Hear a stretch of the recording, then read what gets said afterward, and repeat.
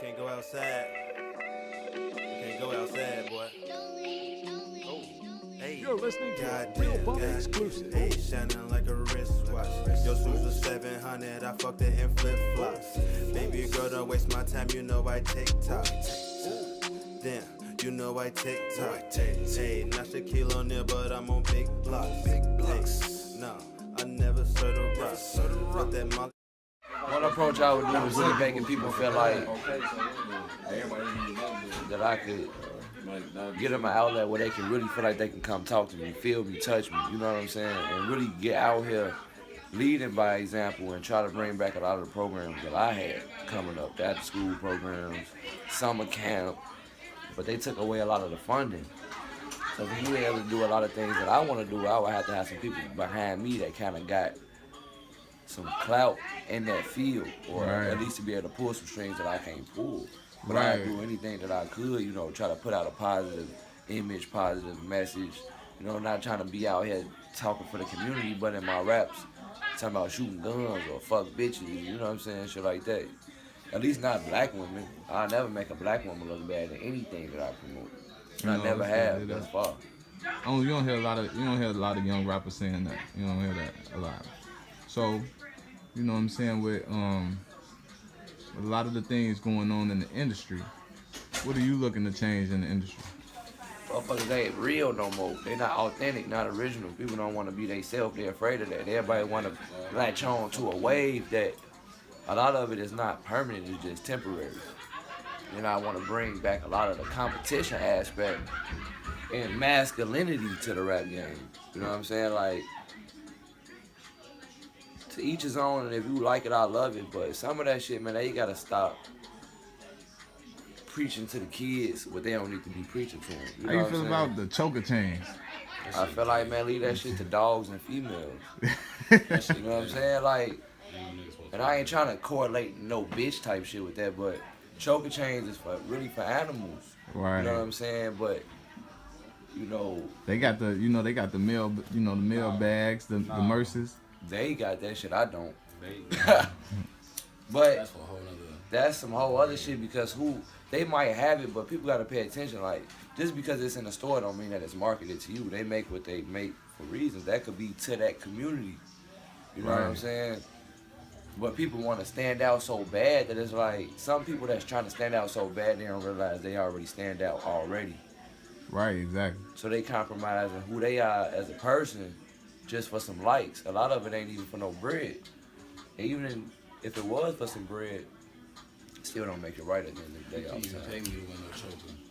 You know, they can't pay me to wear no choker, no purse, no none of that. You can't pay me to wear that. So, you know, I asked you this question, but I'm gonna ask it in a different way. You know, so your approach to music, you don't like the way that the rappers are portraying themselves in the music? Because I mean, they're making a lot of like singing music. Like, rappers not even really rapping no more; they singing. So are you like trying to use the auto tune, or you trying to, you know, like Lucci, he whining a lot on the songs. Every song I hear Lucci doing, he whining. You know what I'm saying? How you approaching the rap game? I mean, I'm like each beat give me a different feeling. So I'm really just giving them me, bringing them into my own world. You know, because I grew up listening to so many different type of styles of music. You know, and R&B is one of my biggest influences in making music, even though I rap, and I rap kind of hard sometimes. But that comes from pure emotions from what the lyrics mean, you know, and a lot of things that I seen, felt, heard, you know, goes into it. Movies as well. I'm big into, like, movie culture, you know what I'm saying? I might get a line from a movie, revise it for a rap, and you know what I'm saying? And people who understand where I got it from, they gonna catch it every time. Right, exactly. So what type of music you listening to right now? Alternative rock, pop culture? I'm still listening to real hip hop. You know what I'm saying? On my Spotify. You know what I'm saying? I listen to the music I want to hear. But I do go on Hot New Hip Hop every day, you know, world style. Say Cheese just got their page back. And shout out to them, man, because they definitely, I got a video on there a couple months ago, and that motherfucker did numbers, and they kind of boosted a lot of things that's happening for me right now. And I'm not really where I want to be, but that helped a little more, because now it's like, okay, it's on me on that. So now people kind of was, you know, keeping an eye out for it. But some people too, they still ain't fucking with me like that because they don't know me. But at the end of the day, more people know me than at the time before I did that. Tell the people who Von Coleman is. Man, Von, my mother's only child, the oldest of two. Shout out Shay Moolah. Pops wasn't really at the crib, you know the old. I'm gonna tell you what they say, what it is, the white picket fence and the dog. That's the American dream. That's all. I'm gonna tell you the black American lifestyle is usually no father in the crib, mama or grandma raised you, or both aunties around, uncles around. That your uncles and your cousins is usually your father figures in your life, and grandpa. You know what I'm saying? What side of Chicago did you grow up on? I grew up on the south and the east side. Okay. So I really, you know, I grew up kind of like in the cusp of the south and the east side. So For people, south, east side. For people that don't know, let them know about the different sides and how your feelings towards every side of Chicago: the north side, the south side, the west side, the east side. How you feel about it? Man, each side got its own type of personality and different crime. You know what I'm saying? And different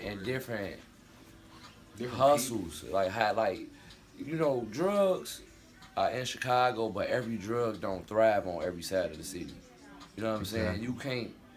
You might can sell something on the east side that motherfuckers ain't checking for on the west side, or some on the west side that they not checking for over here. But you get up north, you got so many. That's kind of like a gumbo pot. You got so many different people, and so many people who got different sexual orientations too. So they doing drugs that we probably not even thinking about doing on the east side and on the west side, or things that haven't even hit that side, our side of town yet. Right. And just as far as the north, south, east, west side, if you want to know where you at, just pay attention to the music that's being played around you. That'll tell a lot about where you at. So sometimes when you start going up north and going up west, you have black people, but then that's when you start getting to like the Hispanics and the white people, and you even got Jewish people, Polish people, Puerto Ricans, you know what I'm saying? And really the Hispanics usually live on the outskirts. Now the Latinos, they're a little different, you know what I'm saying? They live oftentimes close, like, is that north?